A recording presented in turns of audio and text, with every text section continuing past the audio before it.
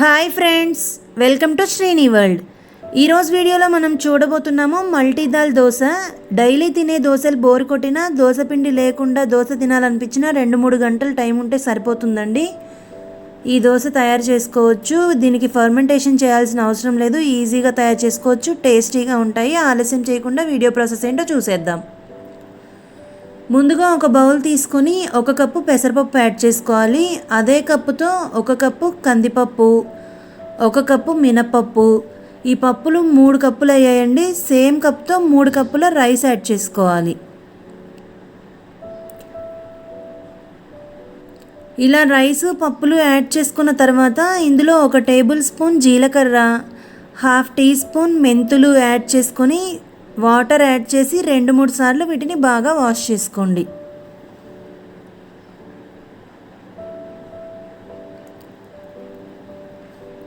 ఇలా వాష్ చేసుకున్న తర్వాత వాటర్ అన్నీ వంపేసి ఇందులో ఎండుమిర్చి యాడ్ చేసుకోవాలండి. నేను ఇక్కడ 4 ఎండుమిర్చి తీసుకొని నీట్గా వాష్ చేసి వాటిని కూడా ఇందులో యాడ్ చేసుకుంటున్నాను. అండ్ తగినన్ని వాటర్ యాడ్ చేసుకొని 2 నుండి 3 గంటలు నానబెట్టుకోండి. చూసారు కదా, నేను ఇక్కడ 3 అవర్స్ తర్వాత చూస్తున్నాను. ఇవైతే బాగా నానిపోయాయి. ఇప్పుడు ఒక మిక్సీ జార్ తీసుకొని అందులో ఈ పప్పులు, రైస్ అన్నీ యాడ్ చేసుకోవాలి.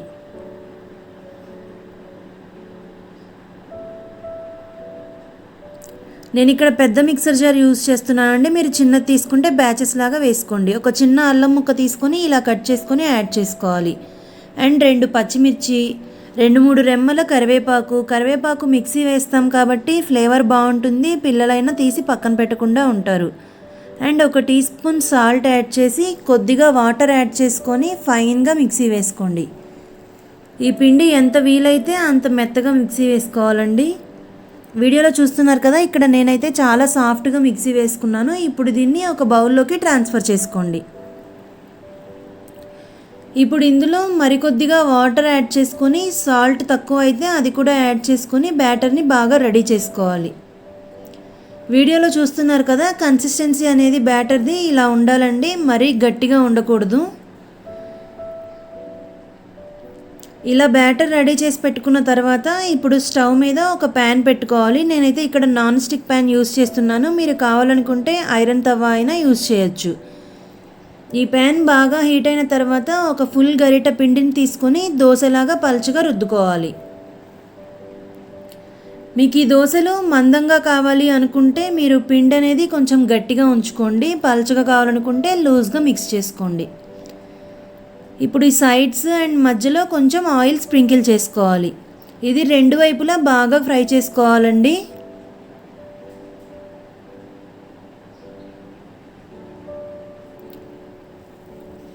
ఇక్కడ చూడండి, మధ్యలో కలర్ చేంజ్ అవుతుంది. ఈ టైంలో మనకి సెకండ్ వైపు టర్న్ చేసుకొని ఇంకొక సైడ్ కూడా బాగా ఫ్రై చేసుకోవాలి. ఇందులో ఎండుమిర్చి వేస్తాం కాబట్టి ఈ దోశలు చాలా కలర్ఫుల్గా ఉంటాయండి. మనకైతే ఈ దోశ సెకండ్ వైపు కూడా బాగా కాలింది. ఇప్పుడు దీన్ని ఒక ప్లేట్లోకి ట్రాన్స్ఫర్ చేసుకుందాం. చూసారు కదా, మనకి ఈజీగా తయారు చేసుకోవచ్చండి. ఈ దోశలు చాలా టేస్టీగా ఉంటాయి. మనకి ఇందులోనే ఉప్పు, మిర్చి అన్నీ ఉన్నాయి కాబట్టి ఏ చట్నీ లేకుండా అయినా సర్వ్ చేసుకోవచ్చు. అండ్ పల్లీ చట్నీ కానీ కొబ్బరి చట్నీతో కానీ తిన్నామంటే చాలా టేస్టీగా ఉంటాయి. రోజు తినే దోశలు బోర్ కొట్టినా, పిండి రెడీగా లేకుండా దోశలు తినాలనిపించినా తక్కువ టైంలో తయారు చేసుకోవచ్చు. చాలా టేస్టీగా ఉంటాయి. తప్పకుండా మీరు కూడా ట్రై చేసి మీకు ఎలా వచ్చిందో కామెంట్స్లో తెలియజేయండి. Thanks for watching. Please like, share, comment and subscribe to my channel.